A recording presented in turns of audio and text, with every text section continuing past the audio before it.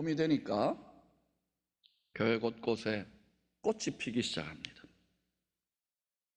그런데 이 꽃에 대해서 오래전에 갈릴리 촌놈 어부 베드로가 예수님을 만났어요.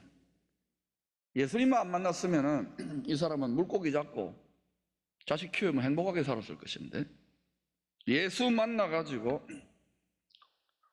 약 40년 정도 천국 복음을 전파하는 파란만장한 삶을 살다가 로마의 네로 황제에 의해서 순교하기 몇 년 전에 영적으로 또 인생으로 큰 높은 경지와 차원에서 가장 성화된 모습 속에서 AD 64년, 66년 바로 꽃에 대해서 이런 말을 남깁니다. 그러므로 모든 육체는 풀과 같고 그 모든 영광은 풀의 꽃과 같으니 풀은 마르고 꽃은 떨어지되 오직 주의 말씀은 세세토록 있도다. 여러분, 우리 풀입니다. 이거 육체가. 이거 여러분 한 몇 년 갈 것 같아요? 아마 여기에 연세가 좀 있으신 분들이 있으니까 이제 길게 잡을게 한 50년 내로 이 풀은 다 쓰러질 것입니다. 말라 비틀어질 겁니다. 표정이 안 밝은 분들은 제가 좀 더 쓸게요. 100년 정도 뒤면은 거의 다 쓰러질 겁니다. 그런데도요, 저나 여러분이나 풀의 꽃과 같이 곧 시들어버리고 말 육신의 영광, 세상의 영광에 마음이 더 가게 되어 있고 집착하게 되어 있습니다. 풀이기 때문에. 풀을 이 세상이라는 땅에 꽂아 놓았잖아요. 그럼 풀은 불의 생명 본성이 있습니다. 그래서 어떻게 하든지 꽃을 피워야 되는 거예요. 가문의 영광, 교회의 영광, 대한민국의 영광, 미국의 영광, 러시아의 영광, 또 무슨 영광 할까요? 하늘의 영광, 땅에는 굴비. 하여튼 뭐든지 꽃을 피워야 돼요. 그런데 죄가 완전히 처리되지 않고서 영광을 피우면 어떻게 되느냐? 꽃이 피면은 그거는 이제 꽃 심을 거 아닙니까? 풀도 꽃도 이제 한 달 정도 지나면 다 한두 달 길어야 다 쓰러지고 맙니다. 그런 거 태워 불에다 살라버리든지 죽는 거예요. 우리 안에 육체의 본성, 본능, 믿는 자도 이 죄성이 있기 때문에 이거는요, 뭐 순진한 신학생이 저한테 와가지고 목사님 목회를 하는데 뭐 야망을 어떻게, 그거는 평생 간다. 죽을 때까지 가는 거예요. 사도들도 마찬가지입니다. 여러분도 마찬가지예요. 여러분 세상에 나가서 바로 일선에 부딪히니까 더 그럴 겁니다. 어떻게 하든지 꽃을 피워서 자식을 잘 키워서 일생에 꽃 피워내고, 예수님과 3년 동안 동고동록하며 훈련받았던 사도들조차 겨우 12명인데 서로 누가 높다, 내가 높다, 또 자기 엄마 데리고 와가지고 엄마가 또 기독교 교육을 받으니까 예수님한테 아마 뭐 봉투라도 좀 줬는지 우리 애 하나는 영의정, 하나는 좌의정 시켜달라고 뭐 이러는 거예요. 예수님 지금 이제 십자가에 못 박혀 돌아가실 때까지 싸워요. 그것도 십자가에서 이제 자기 십자가를 지라는 사인인데도 전부 다 도망갔어요. 왜? 이것도 하나님의 훈련 프로그램입니다. 여러분 믿음 좋은 분들 있잖아요. 반드시 그분은 자기 믿음이 아무것도 아니고 믿음의 절망, 믿음의 파괴, 믿음의 사망 선고를 받아야 됩니다. 그러지 않으면 거기다가 능력과 뭐 은사와 뭐 돈이라도 좀 주면은요 기고만장해집니다. 믿음의 주인이 따로 있어요. 온전케 하시는 분이 따로 있어요. 그런데도 이게 잘못 배워놓으면 어떻게 되느냐? 자기가 세상의 천사인 줄 알아요. 죄인의 괴수로 오직 하나님의 은혜로 구원받는 그 사람이 더 많은 영광에 가깝습니다.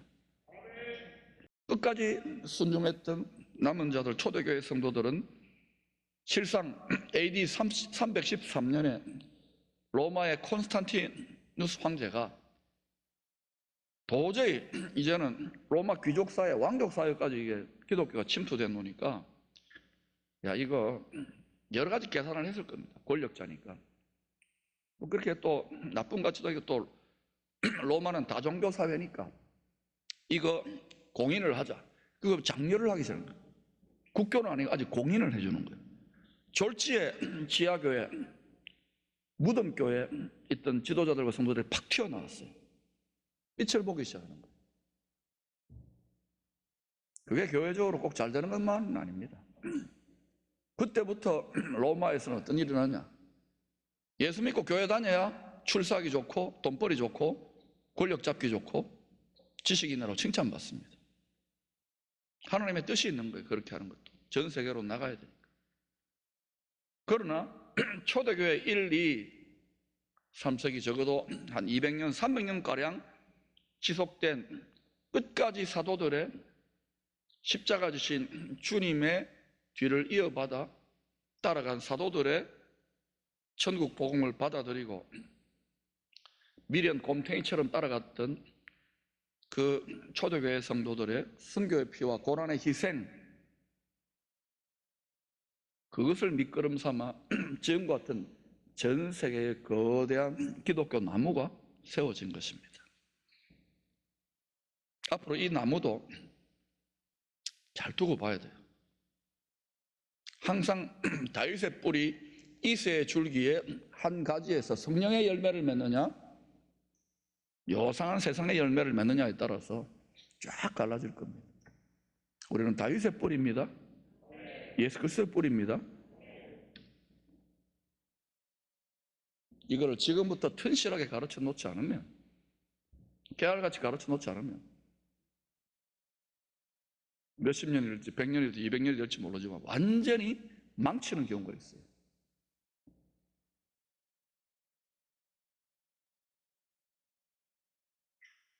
성경과 교회 역사를 살펴보면 하나님의 백성들 대부분은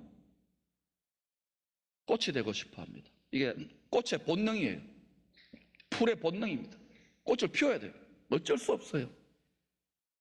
그런데 이 육체의 정욕의 본능을 거스르고 훈련이 되어져야 되겠죠. 즐거이 미끄럼되려고 하는 분들은 항상 소수입니다. 소수.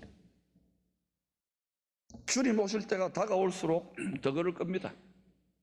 예수자들 많을 거예요. 그러나 대부분은 꽃이 되고 싶어 하는데 그거 좋은 거 아니에요.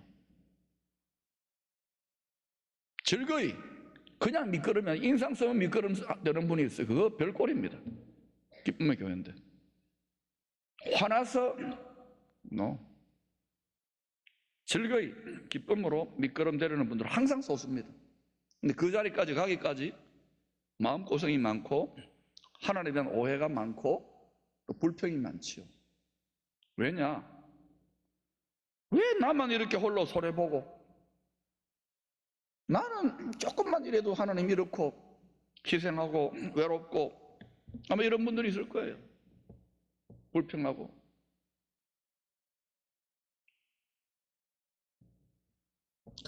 덜 깨달아서 그래요.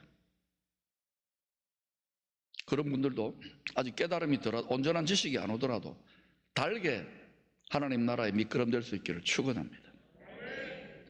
그래도 참 감사한 것은 우리가 함께 씨를 뿌리고 고생한 보람이 있어서 그런지 요즘 기쁨의 교회 성도들 중에 특히 젊은 세대들, 우리 어른들이 집 잘 지어놨어요. 이제 왔는데 보니까 저도 그렇게 생각했는데, 아이 시설 좋고 커피 맛 좋고 식당 좋고 문화사역도 있고 옷도 피고 이러니까 젊은 세대들은 고생을 안 한 세대입니다. 솔직하게 전쟁도 모르고 굶는 게 뭔지를 모르는 세대입니다. 저만 하더라도 끼는 세대죠. 그러니까 등 따시고 배부르게 만들어 놓고 이제 열방을 택도 없는 소리입니다.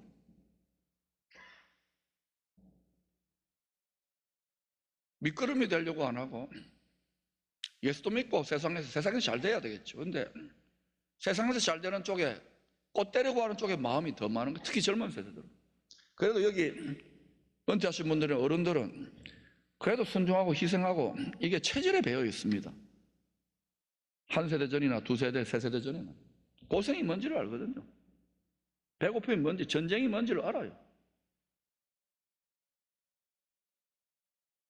근데 요즘 참 감사하게도 막 목에 피가 나도록 기도하고 기침하도록 외치고 같이 또 여러분이 고생하니까 하나님의 농사법대로, 구원의 농사법대로 즐거이 미끄럼되려고 하는 젊은 세대들과 가정들이 일어나고 있어요. 오늘 특수한 가정도 이쁘지요? 또 시기 질투합니다. 이렇게 칭찬하면. 기쁜 일이 있습니까? 없습니까? 그런 분들? 없어요. 한 번도 없어요. 우리는. 바랍니다. 누구 칭찬을 못 하겠어요.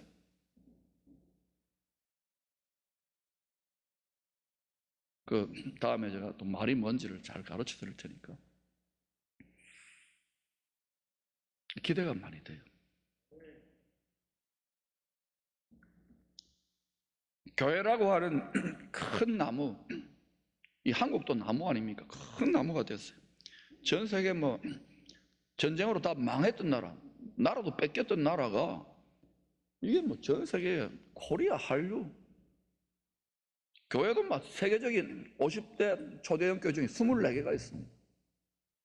이거는요, 제3세계권 교회 이 정도, 뭐 이건 초대형 교회도 아니지만 뭐 조그만 교회 좀 여기에 오면 눈이 뒤집어져요. 이게 왜 이거 했을까요? 등 따시고 배부르고 애 키우기 좋은 환경이 아닙니다. 아, 이거 큰일 났구나. 저나 지도자들, 어른들 이러면 와 온다. 전부 다 교회 문화가 그래요. 세련되고 잘하고 누구를 즐겁게 합니까? 결국은 나라 전체가 교회 전체가 큰 나무의 꽃구경에 한 몇십 년 세상이 걸어가니까 그런 줄 알고 막 열심히 해요. 정신 차리고 보니까 아이고야 큰일 났다. 이러면 나라도 망했고 교회도 망했구나. 다 꽃이 되려고 해요. 교회에서 배출된 생선이죠. 생활선교사 각각의 분야에 나가 있는데 가서 보면은 엉뚱한 짓들을 하고 있어요. 꽃 떼려고 해요. 거기는 썩습니다. 거기는 꽃 열매 안 좋아요. 밑거름이 돼야 돼, 밑거름.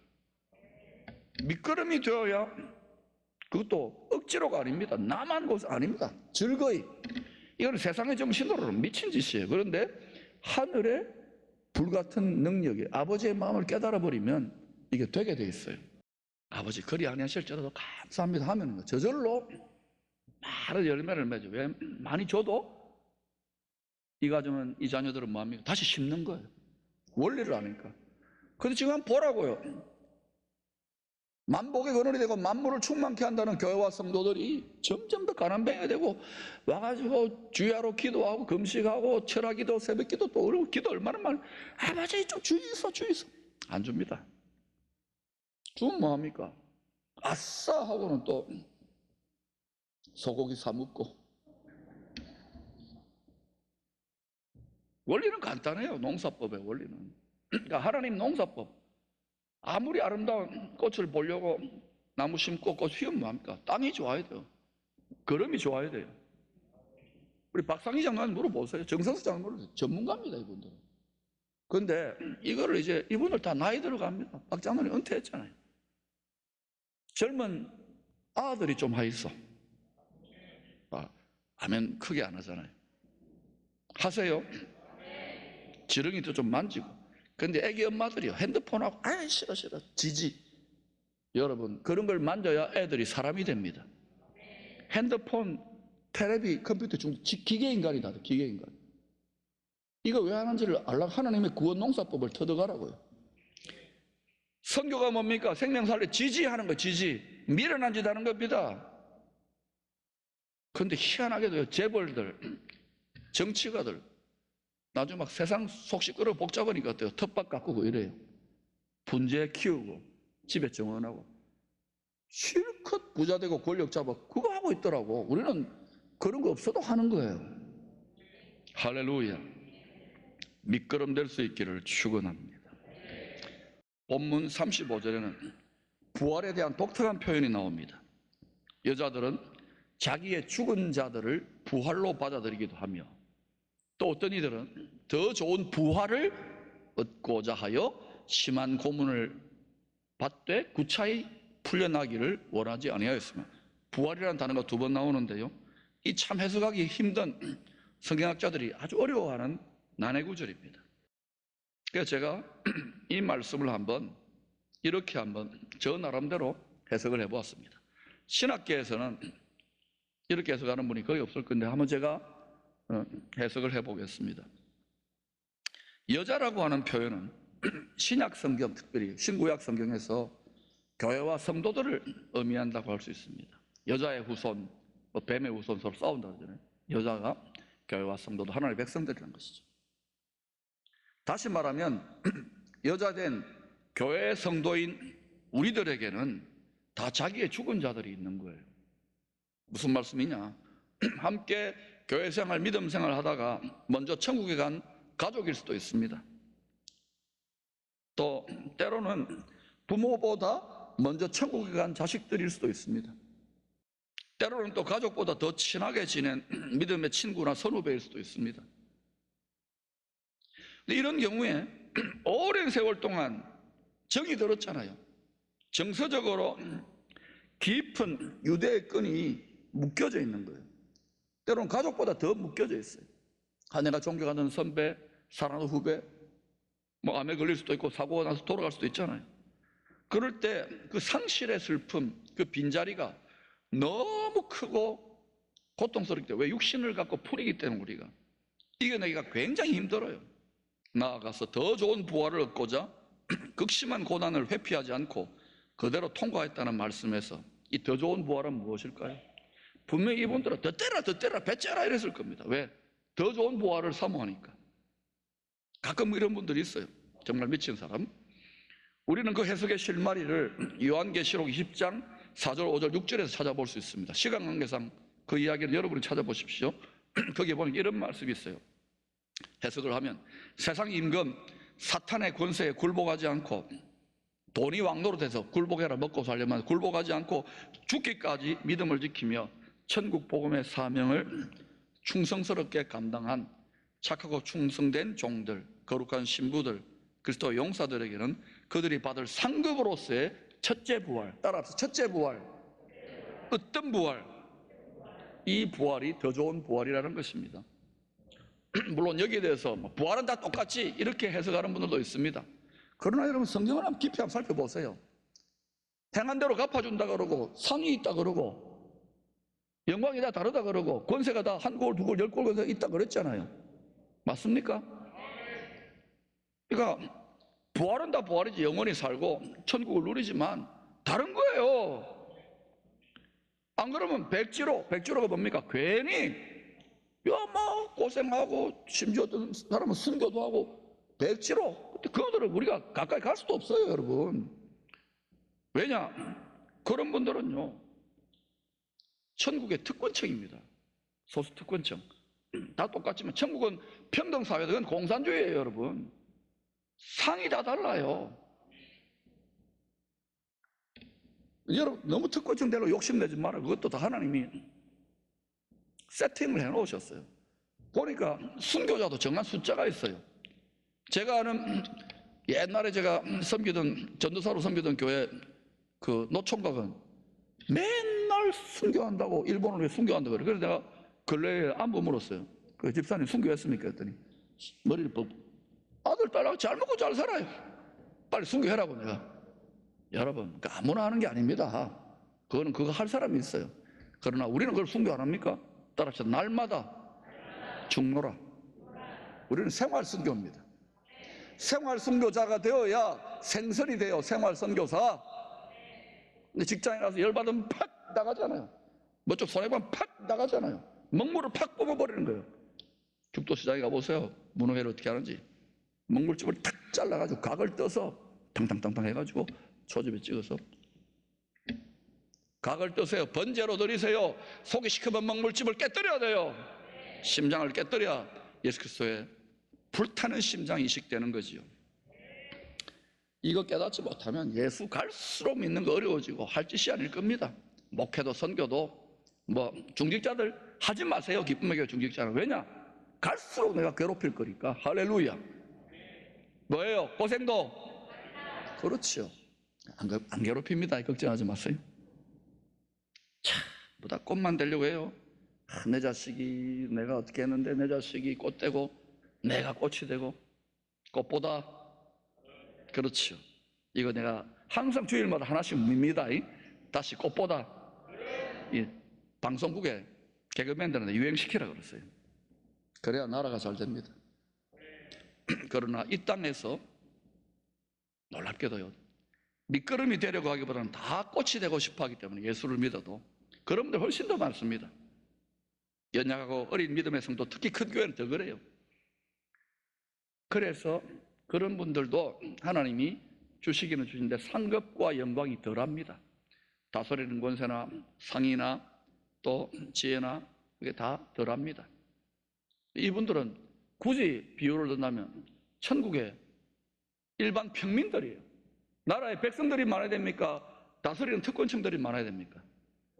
백성들도 다스리는데, 한 자리에서 다스리는데 평민들이에요. 일반 천국 시민들이에요. 굳이 설명을 한다면. 그 다음에 이것이 참 부끄럽습니다. 포항에서 막 몬ten짓하고 막 이러다가 꼭 마지막에 어때요? 중환자실에서 꼭 예수님 곁에서 믿겠습니다 해가지고 네가 낙원에 들어간다고 이런 꼭 어때요? 강도로서 회개한 자 있지 않습니까? 이 사람은 목욕탕에 목욕하다가 갑자기 불나가지고 튀어나온 것처럼 아무 준비 없이 예수 믿고 얼결에 들어간 거예요.